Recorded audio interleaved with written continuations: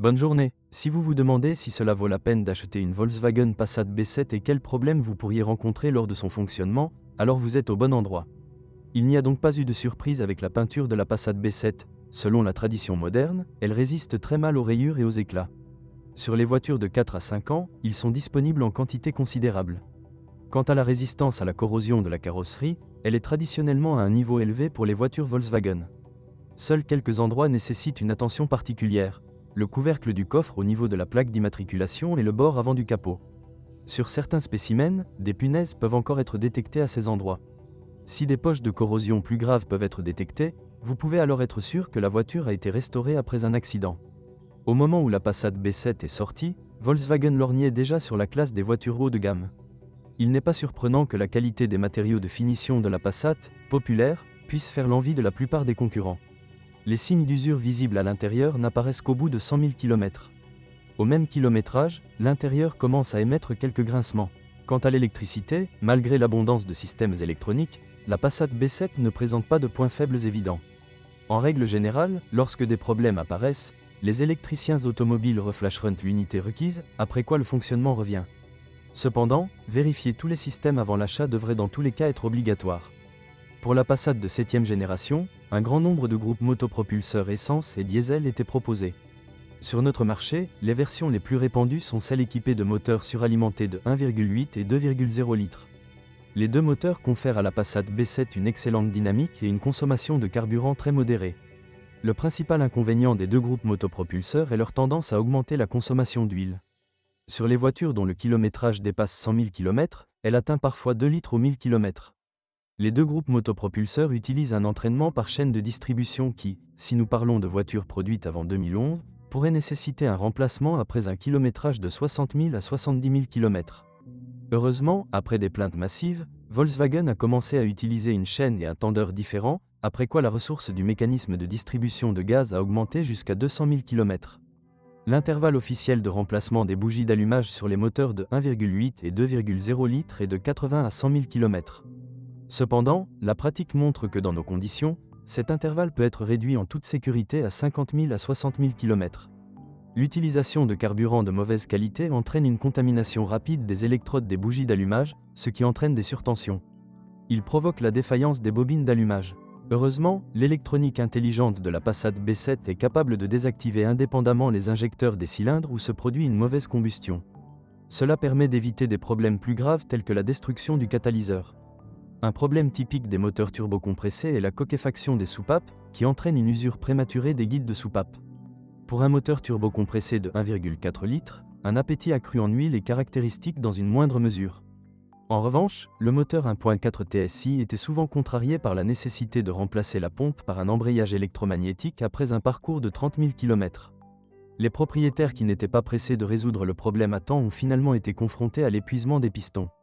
L'état de la chaîne de distribution doit également être surveillé sur le moteur 1,4 litres.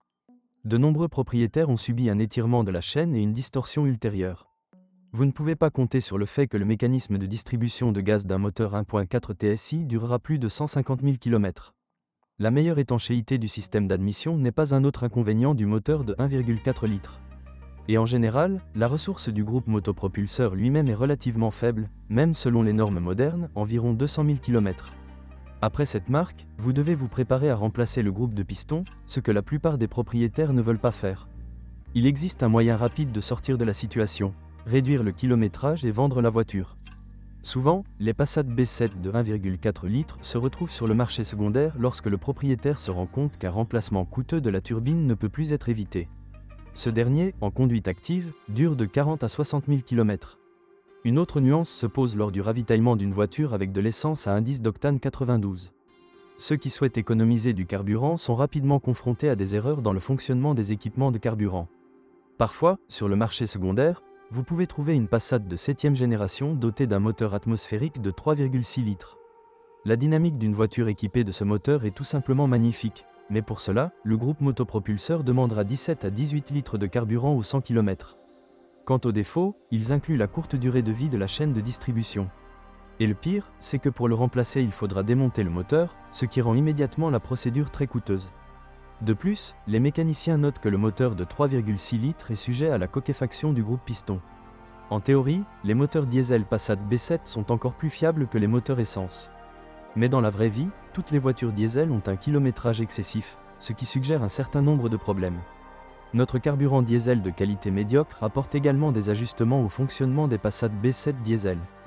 Pour cette raison, tous les 100 à 120 000 km, vous devez changer les injecteurs, la pompe d'injection de carburant et la vanne EGR. Alors que les moteurs essence Passat B7 sont équipés d'un entraînement par chaîne de distribution, les unités diesel utilisent une courroie.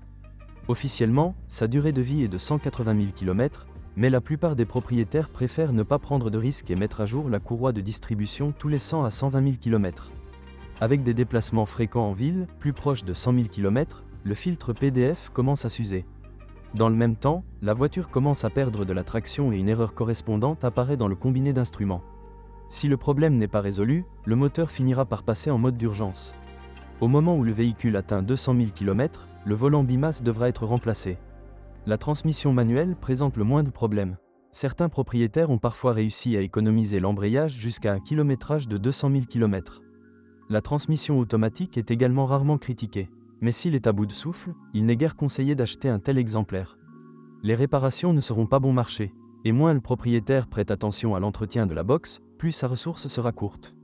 Le programme minimum dans le cas d'une transmission automatique est une vidange d'huile tous les 60 000 km.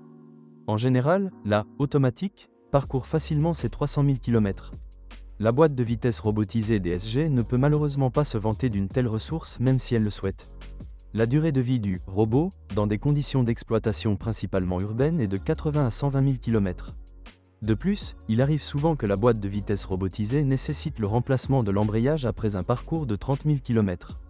Des vidanges d'huile fréquentes contribuent à prolonger d'une manière ou d'une autre la durée de vie de la boîte de vitesse robotisée, tous les 30 à 35 000 km. Avec l'arrivée du froid, la suspension de la Passat B7 commence à fonctionner avec un accompagnement sonore perceptible. La source de bruit désagréable provient le plus souvent des jambes de force et des bagues stabilisatrices. Et en général, leurs ressources, seulement 10 à 15 000 km, laissent beaucoup à désirer. La durée de vie des blocs silencieux n'est pas non plus impressionnante, seulement 40 000 à 60 000 km. Au bout de 50 000 km, si vous conduisez de manière agressive, les roulements de roues devront également être remplacés. Si le propriétaire a installé des roues de grand diamètre sur la voiture, la durée de vie des roulements de roues devient encore plus courte. La jambe de force avant supporte 70 000 km, les amortisseurs jusqu'à 120 000 km. Les consommables restants durent en moyenne de 100 à 150 000 km. Au niveau de la direction, attendez-vous à des problèmes de direction assistée électrique. Habituellement, la cause des dysfonctionnements réside dans l'oxydation des contacts de puissance. Quant à la crémaillère de direction elle-même, elle peut supporter jusqu'à 150 000 km. Si vous êtes propriétaire, assurez-vous de laisser un commentaire sur cette voiture, votre avis aidera certainement les autres à choisir une voiture.